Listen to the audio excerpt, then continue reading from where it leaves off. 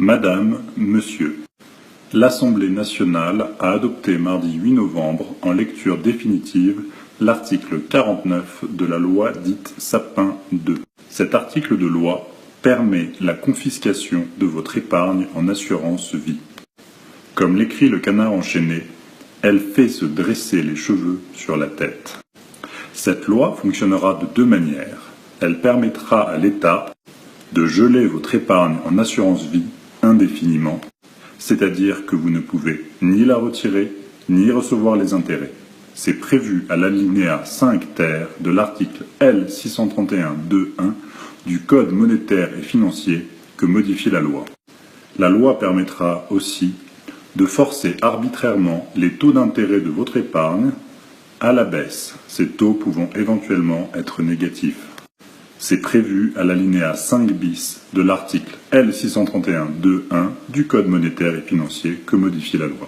Les députés se sont élevés contre cette spoliation légale de votre assurance vie, détenue par 15 millions de familles.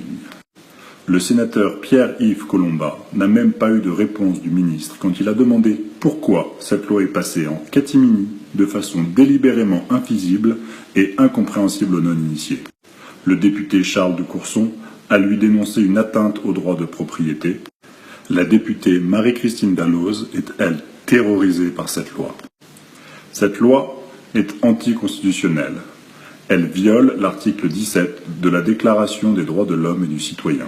La propriété étant un droit inviolable et sacré, nul ne peut en être privé, si ce n'est lorsque la nécessité publique légalement constatée l'exige évidemment et sous la condition d'une juste et préalable indemnité. Mais c'est votre retraite que l'on confisque, pas la leur. L'assurance vie constitue pour 15 millions de foyers français le dernier rempart de sécurité des retraités en cas de coup dur. L'Observatoire des retraites européennes estime que l'épargne retraite, déjà en forte augmentation, devrait encore augmenter de 50% dans les 8 prochaines années pour pallier à un système public défaillant. Elle devrait passer de 35% à 50% du PIB. Mais cela ne concerne pas les députés, qui disposent de leur propre caisse de retraite. À partir de 60 ans, ils touchent une pension selon le nombre de mandats effectués. 1 500 € net par mois pour un mandat de 5 ans, 6 198 € net par mois après 22 ans et demi de mandat. En moyenne, la retraite d'un député s'élève à 2 700 €. Ce sont eux qui votent les budgets, mais c'est vous et moi qui payons. Leur cotisation ne finance que 12,4% des prestations. Le contribuable doit chaque année mettre la main à la poche pour boucher le trou de la caisse du Palais Bourbon. 39,6 millions d'euros en 2015, soit plus des 2/3 du montant des prestations des députés.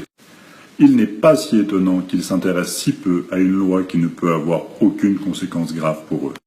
C'est pourquoi j'en appelle à la population, à vous, à vos proches, vos collègues et voisins, pour récolter le plus grand nombre de signatures. Je suis Olivier Perrin, rédacteur de la lettre du vaillant petit économiste. J'ai lancé cette pétition il y a 10 jours et plus de 100 000 personnes l'ont déjà signée. C'est extraordinaire, mais ce n'est pas assez. Cliquez sur le bouton « En savoir plus » ci-dessous pour signer la pétition. Ajoutez votre voix à celle des citoyens, des associations et des journaux qui se battent pour défendre notre droit fondamental à conserver le fruit de notre travail et de notre épargne. Vous et moi devons créer un grand cri d'alarme aux 4 coins de France pour obtenir la saisine du Conseil constitutionnel contre cette loi. Ce n'est pas si compliqué et nous pouvons y arriver très vite si nous créons un énorme buzz sur Internet avec cette pétition.